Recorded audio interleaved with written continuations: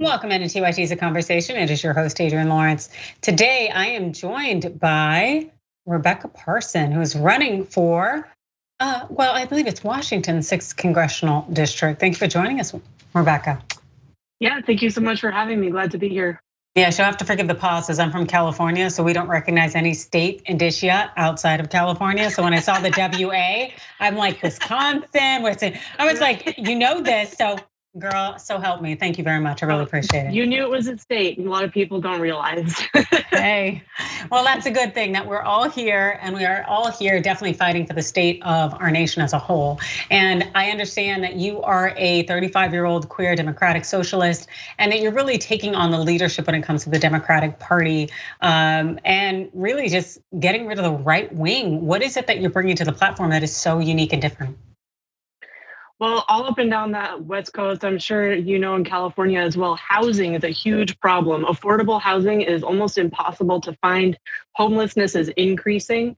We have 600,000 homeless people in this country. 120,000 of them are children and 40,000 are veterans. Yet across the country, there are more empty homes than homeless people, including in every county in my district. There are actually 28 empty homes for every homeless person in this country. So one of the big things that's important to me that I'm running on that would help my district and the country so much is more affordable housing. What that would look like is something like national rent control, which we have had before for brief periods under both FDR and Nixon. And I also support investing billions of dollars into buying, rehabbing, and building more social housing so that we can get homeless people into homes. And we can also have people who can't afford to buy a home or they can't afford to start a family. They're in their 30s, still doubled up with roommates or their family, and they want to be able to buy a home, start a family like so many generations before them have. So housing is something that's really important to me to address both for my district and the whole country. And I really appreciate that you brought that up. And also to the educational point, the fact is that we've had kind of that limit, that curb when it comes to rent and everything. We've had that before, so people don't realize it's nothing novel that's coming up out of nowhere. The fact is that there is precedent for it. And so knowing that FDR and Nixon, that it has been done, I think that can help move people along. And what I think moved people along in terms of you and truly seeing the devotion and dedication you have to housing was the fact that you gained attention by living in your Prius. Is that right? Yep, I have actually. I'm self-employed as a small business owner, and this pandemic has been difficult. Not enough, like me and like millions of others around the country, not enough support from the federal government. So for a period, I was living couch surfing on friends' couches, and then also in my car, which is a Prius, and yeah, it was difficult. I'm now in a stable housing situation, but it really brought it home to me personally that we do not have enough of a safety net in this country. And my background, both that as well as 2 years ago, I co-founded and took part in a group called Tacoma Housing Now that occupied empty buildings, including an empty public building that had been empty for over a decade. And we wanted to turn it into emergency pandemic housing and then transition it to permanent housing. And we did things like pick up trash from homeless camps since the city refused to do it. And then we dumped it in front of City Hall, and then City Council started providing trash service to the camps. They added 200 shelter beds in our city. And I've seen what that kind of direct action can do. And so that's what I'm interested in doing in Congress.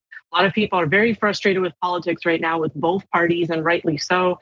And I don't think that electoral politics by itself is the answer. I think that having people in Congress like myself with experience personally and with direct action to then get in, use my platform to call for and organize more direct actions, and possibly even do at a national level what we did in Tacoma, occupy empty buildings nationwide and bring attention to the housing issue and actually solve it for once after decades and decades of failure.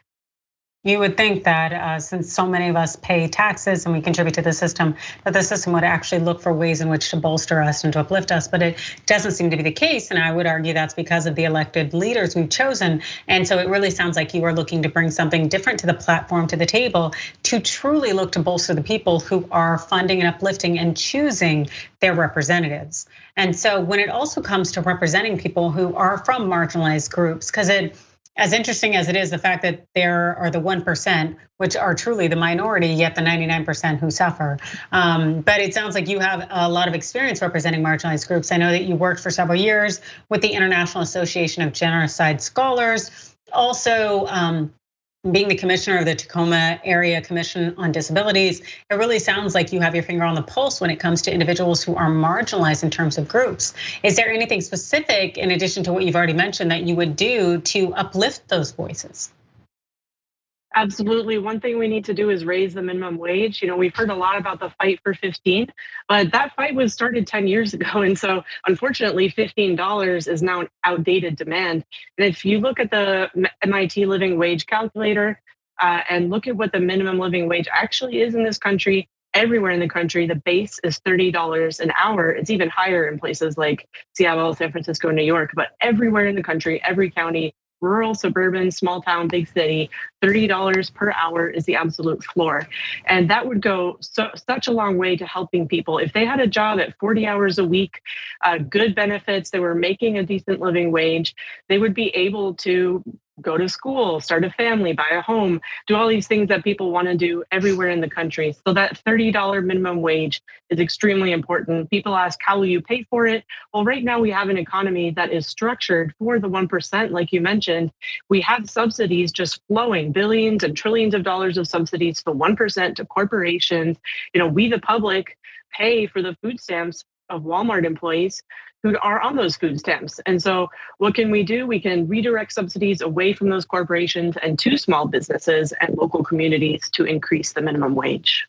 That would be a beautiful thing. And it's so incredibly just eye-opening when you see that other countries do this naturally, where they actually look, again, to take care of their people, where they are not looking to turn a profit as much as to see their individuals as profit in terms of the human capital and truly to invest in that. And you would think that that would be the focus of America, but it is not, which is completely and totally unfortunate. But hey, it's the world in which we live in. And I know that there are some specific concerns that may be arising there in that district in particular. Did you want to speak to those?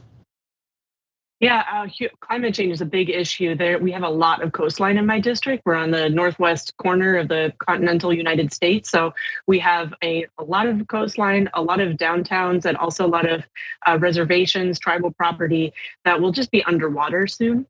And so we need to really address climate change, stop the billions of dollars that are going to fossil fuel companies and redirect it to renewable energy and end the fossil fuel industry by 2030 and move to 100% renewable energy. And that would help with another problem in my district, which is a huge lack of good jobs. There used to be a thriving timber industry in my district, and that has completely collapsed and nothing came to replace it. There just no jobs have come in. Homelessness, mental health issues, drug abuse, homelessness, addiction, overdoses, all of that has increased in the wake of that. And so as part of the Green New Deal, which I support, I would also support a national jobs program, which we have had national jobs programs in the past, and they were popular in my district, including under FDR. They had jobs programs coming to the district, and people remember that here. So the Green New Deal to help with climate change and rising sea levels, as well as the jobs program that comes with it, so that more people in my district could have a job and then also have a good job. Yeah, having a good job, because this thought that at least we hear from Joe Manchin, the thought that people don't necessarily want to work or they want to get handouts, and that is not the truth in any way. It seems that people definitely do want to contribute to their society and they want to use their skills. And so to provide them with opportunities is something that leaders should be doing on a regular basis, because just because our society is evolving and changing and developing doesn't mean that individuals should be left behind, particularly when it comes to our education system and teaching you the skills that you need.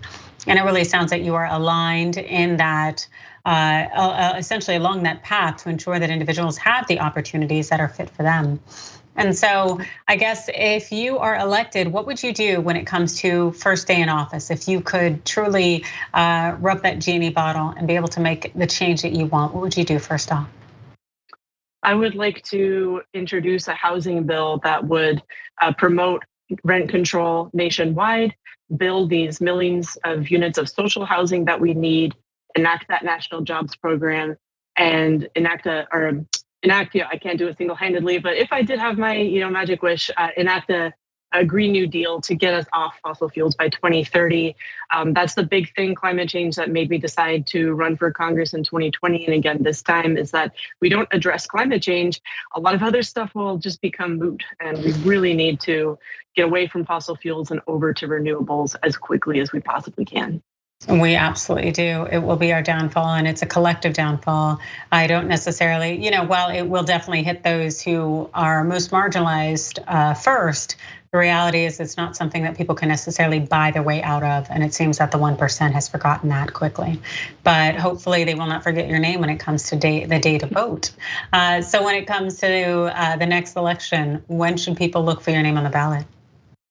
Ballots drop on July 15th, and then election day is August 2nd. We're 100% mail-in state. So if you're in Washington State in the 6th district watching this, look out for your ballot in the mail and either get it in the mail or in a drop box by August 2nd. All right, and since I am somewhat aware that Washington is that place up in the corner on the left, not quite as far as Alaska goes, but just in case anyone in Washington isn't quite sure, I'm telling them where it is, but can you tell people where it is that they can find more about your campaign and the work that you do when it comes to social media? Absolutely. So if you're in Tacoma or the Olympic Peninsula or Kitsap County, you're in my district, probably if you're in Tacoma as well. And you can find out more at RebeccaParson.com and follow me. My handle is the same on all social media, Rebecca for WA, FORWA.